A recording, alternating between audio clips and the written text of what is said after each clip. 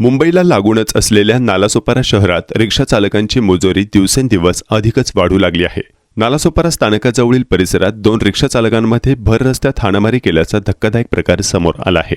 या घटनेचा video social मीडियावर व्हायरल होत असून या प्रकाराबाबत नागरिकांमधून संताप व्यक्त केला जात आहे। नालासोपारा रेल्वे स्थानकात वाढत्या गर्दीसह रिक्षा चालकांच्या संख्येतही मोठ्या प्रमाणावर वाढ झाली आहे। यामुळे स्थानक परिसरासह मुख्य रस्त्यावर रिक्षांच्या बेशिस्त रांगांमुळे वाहतूक कोंडीची समस्या निर्माण होऊ लागली आहे। त्यामुळे रस्त्यावरून ये-जा करणारे पादचारी तसेच वाहन चालकांना विविध समस्यांचा सामना करावा लागत आहे। तर दुसरीकडे रिक्षा चालकांची वाढती दादागिरी आणि मनमानीमुळे भर रस्त्यात वादविवाद होण्याचे प्रकार समोर येत आहेत। सध्या अशाच एका वादाचा व्हिडिओ सोशल मीडियावर व्हायरल होतो आहे। मिळालेल्या माहितीनुसार नालासोपारा पूर्वेच्या रेल्वे स्थानक परिसरात ही घटना घडली होती।